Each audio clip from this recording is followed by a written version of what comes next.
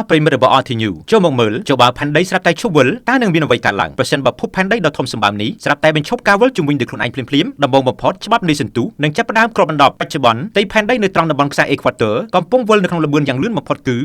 1670គីឡូម៉ែត្រក្នុង1ម៉ោងប្រសិនបើការវិលនេះត្រូវបានកាត់ផ្តាច់ភ្លាមៗនោះស្រទាប់បរិយាកាសនិងមហាសមុទ្រនឹងនៅតែបន្តធ្វើចលនាទៅមុខក្នុងល្បឿនដដែលដែលវានឹងបង្កឲ្យមានរលកធាតុអាកាសបំផ្លិចបំផ្លាញពីពេញពិភពលោកបង្កើតជាខ្យល់ព្យុះដ៏កាចសាហាវបំផុតនិងរលកយក្សស៊ូណាមីដែលគ្មានអ្វីអាចទប់ទល់បានឡើយបន្ទាប់មកកម្លាំងទំនាញនឹងចាប់ផ្ដើមផ្លាស់ប្ដូររូបរាងភពផែនដីឡើងវិញនៅពេលដែលផែនដីបាត់បង់កម្លាំងរង្វិលដែលធ្លាប់តែធ្វើឲ្យវាប៉ោងនៅត្រង់ខ្សែអេក្វាទ័រវានឹងរុញច្រានឲ្យមានបញ្ហារំជួយដីកម្រិតមហន្តរាយខណៈដែលសម្បកផែនដីត្រូវរំកិលខ្លួនដើម្បីស្វែងរកតុល្យភាពថ្មីអ្វីដែលកាន់តែគួរឲ្យតក់ស្លុតនោះគឺបើគ្មានការវិលជុំវិញខ្លួនឯងទេនោះរយៈពេលនៃថ្ងៃនីមួយៗនឹងត្រូវអូសបន្លាយរហូតដល់ទៅ1ឆ្នាំពេញតែម្ដងនេះមានន័យថាផែនដីម្ខាងនឹងត្រូវរងការដុតកម្ដៅដោយពន្លឺព្រះអាទិត្យឥតឈប់ឈររហូតដល់ទៅ6ខែចំណែកឯម្ខាងទៀតនឹងត្រូវធ្លាក់ចូលទៅក្នុងភាពងងឹតសូន្យឈឹងនិងត្រូវចាក់រហូតដល់កកអស់រយៈពេល6ខែដូចគ្នាពិភពលោកពាក់កណ្ដាលនឹងត្រូវឆេះខ្លោចហើយពាក់កណ្ដាលទៀតនឹងត្រូវកកកុញទោះបីជាវាគ្រាន់តែជាការសន្មតតាមបែបវិទ្យាសាស្ត្រប៉ុន្តែវាបានបញ្ជាក់យ៉ាងច្បាស់នៅរឿងមួយថាការរស់រានមានជីវិតរបស់យើងទាំងអស់គ្នាគឺអាស្រ័យទាំងស្រុងទៅលើការវិលមិនចេះឈប់ឈរនៃភពផែនដីមួយនេះសូមបងប្អូនមេត្តាជួយ like comment និង share ដើម្បីទទួលបានចំណេះដឹងទូទៅពី RT News